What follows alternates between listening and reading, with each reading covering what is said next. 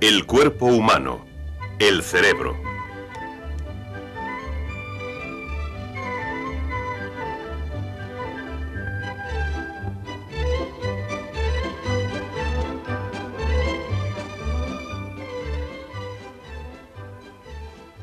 El corazón de este joven sigue latiendo incluso cuando duerme. Su presión sanguínea sigue controlada. Respira acompasada, regularmente. La digestión de la cena de anoche continúa. Arnie también puede oír. Y todas estas funciones internas del cuerpo están controladas por una porción de su cerebro dormido.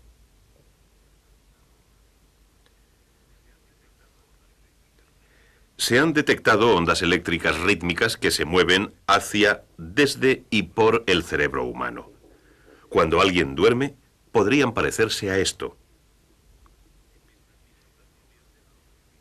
Estas diminutas corrientes son de origen químico y sus pautas cambian a medida que esta persona se va despertando. Ocurren nuevas cosas. La información en forma de sonido de un despertador llega desde fuera del cuerpo y esta información se ignora o se actúa sobre ella. Cuando Arnie se despierta un poco y adquiere más consciencia, sigue habiendo un modelo diferente de señales electroquímicas en su cerebro a medida que empiezan a funcionar otras partes, a medida que recuerda que anoche estuvo estudiando antes de acostarse y que este examen es para hoy. Pero tras saber que hay señales electromagnéticas en el cerebro, ¿qué es lo que realmente sabemos de él? La maqueta nos da una idea de lo bien protegido que está el cerebro, pues además del duro cráneo que lo rodea, un grupo de membranas internas del cerebro lo aíslan física y químicamente. Una membrana interna, delgada y transparente, envuelve la superficie del propio cerebro. Una membrana externa dura forra el cráneo, y un fluido entre ellas mantiene realmente el cerebro a flote y lo ayuda a protegerlo de los golpes contra los huesos del cráneo. Además de estar bien protegido, el cerebro recibe un suministro enorme de sangre que lleva nutrientes y oxígeno. Un 15% de toda la sangre que sale del corazón sube al cerebro.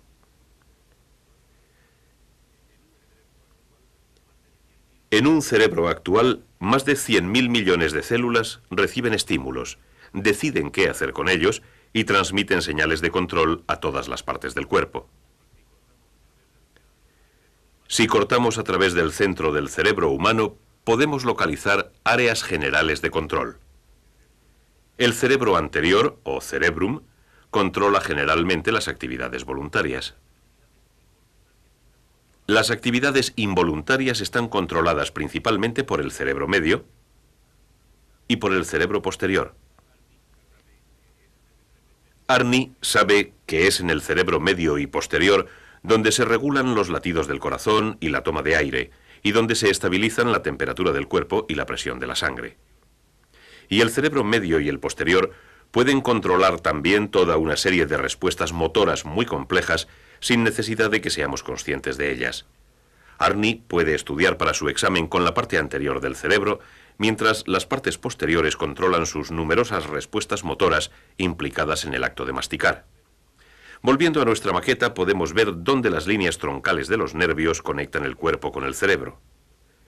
Siempre en pares, muchos nervios llevan los estímulos desde los diversos músculos y órganos al cerebro.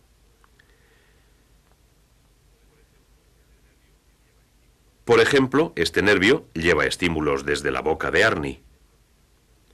La presencia de alimento hace que los impulsos sensoriales se muevan al cerebro posterior, que automáticamente devuelve impulsos motores a los diversos músculos involucrados en la masticación, así como a las glándulas salivares. A medida que se empuja la comida hacia la parte posterior de la boca, dispara nuevos estímulos hacia el cerebro posterior. Este envía entonces automáticamente señales coordinadas a los músculos involucrados en el acto de tragar. Cada paso de este proceso involuntario desencadena nuevos estímulos que se mueven hacia el cerebro posterior. Señales coordinadas vuelven luego a los músculos adecuados para arrastrar la comida y hacia las glándulas adecuadas para que segreguen los necesarios jugos digestivos. La respiración y la circulación de la sangre se controlan de un modo muy semejante.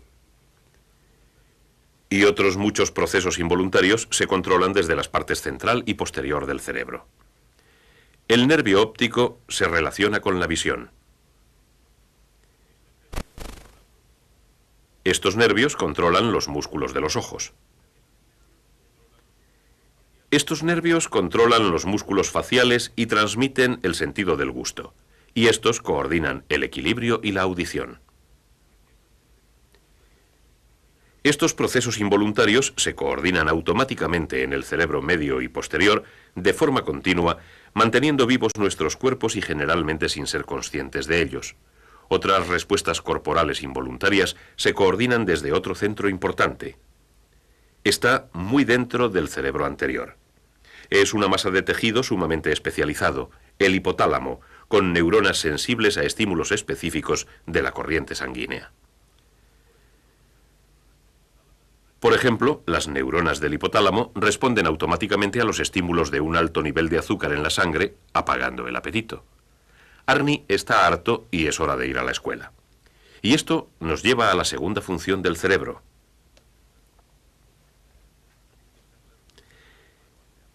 Está claro que el cerebro humano hace algo más que mantenernos automáticamente vivos. Como ser humano, usted sabe conscientemente que está vivo. Usted responde a los estímulos del entorno, desde los coches a las muchachas bonitas. Y estas respuestas ocurren en esta parte del cerebro, el cerebro anterior. Además, uno suele ser consciente de estas respuestas.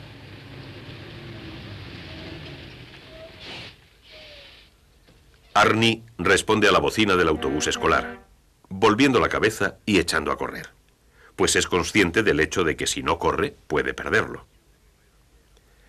La decisión de correr hacia el autobús es un acto consciente, voluntario, y se da en el cerebro anterior. Pero la coordinación de los numerosos músculos involucrados en la acción de correr es inconsciente y la suave mezcla de todas las señales se efectúa en el cerebro medio y posterior.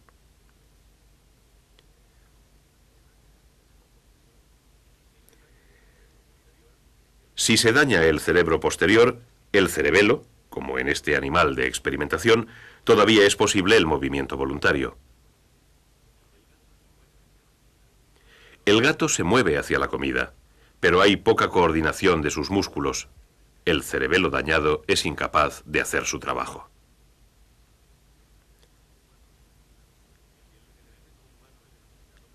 El cerebelo humano está dominado por el cerebro anterior, el cerebrum, el centro de asociación consciente de los estímulos.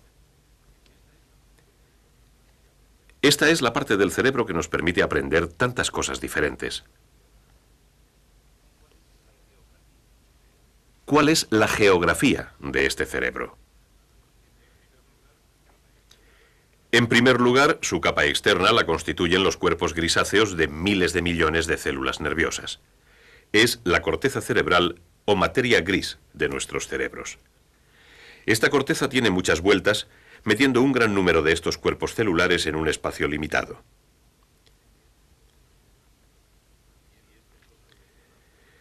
Si este trozo de tela fuese la corteza cerebral, al convolucionarlo se reduce la cantidad de espacio que ocupa sin reducir su superficie.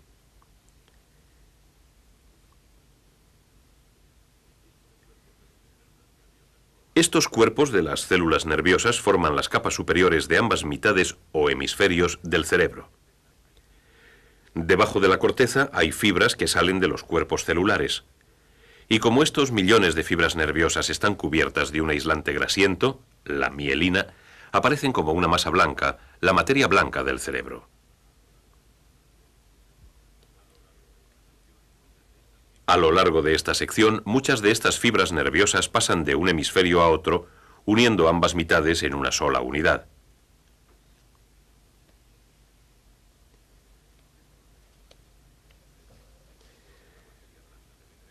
Dentro de la materia blanca del cerebro hay una masa menor de materia gris, el tálamo, que percibe grandes estímulos externos como un codazo.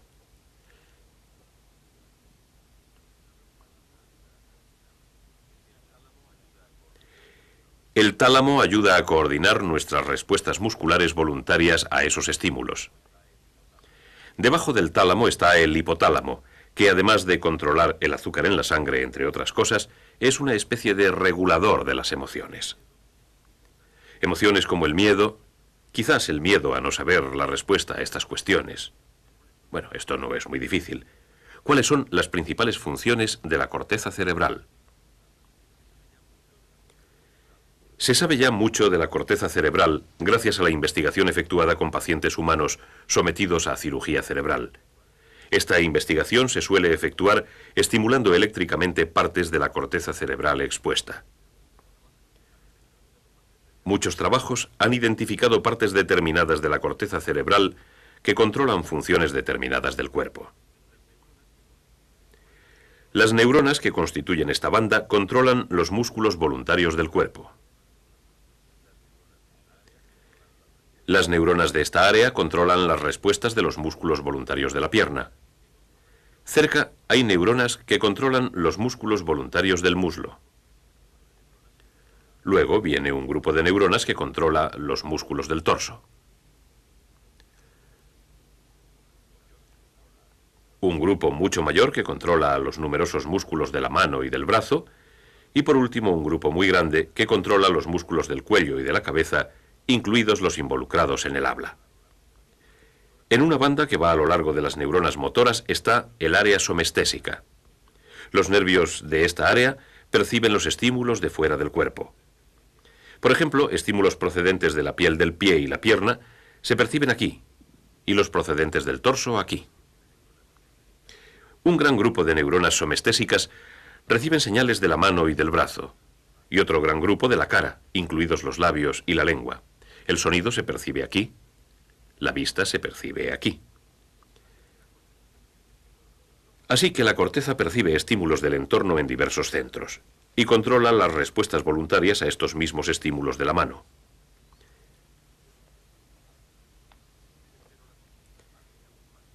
Pero la corteza hace aún más. He aquí un ejemplo. Podemos sentir esta botella con cualquier número de líquidos. Un medicamento amargo, de olor desagradable. Agua incolora e inodora. O una gaseosa efervescente de color atractivo. La corteza de Arni percibe estos estímulos diversos, los asocia con los recuerdos de esos mismos estímulos u otros parecidos y luego dirige una respuesta particular a ellos. Estímulos diferentes encuentran asociaciones diferentes en la corteza y se producen respuestas diferentes. Esta asociación de estímulos con experiencias previas almacenadas en la corteza es básicamente la memoria.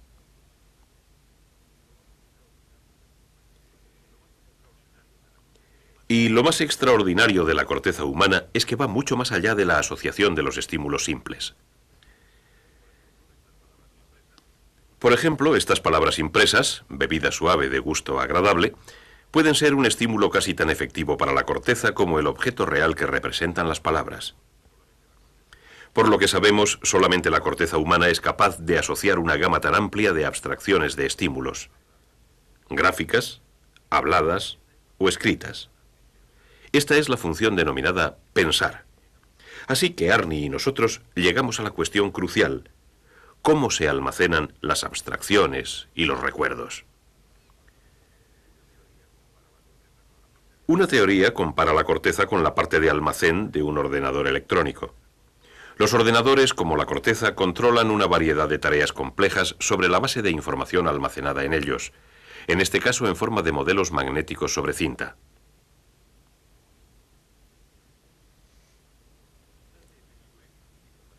Quizás se efectúe un tipo parecido de codificación en las cadenas nucleótidas de ARN de la corteza, cuando un nuevo estímulo cambia realmente la estructura de las cadenas.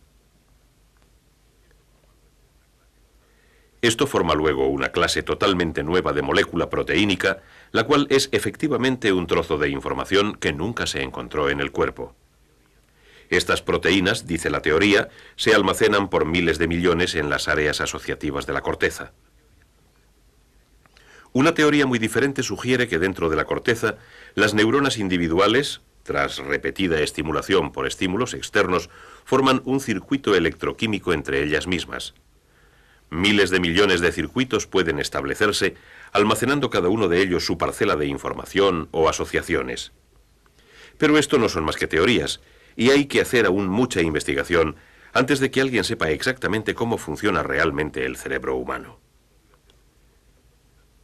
Durante los últimos minutos han cruzado por la pantalla una serie de estímulos que han sido percibidos por el cerebro. De algún modo el cerebro asocia estos estímulos entre sí, con los recuerdos ya almacenados en el cerebro y en cierto modo todavía no comprendidos.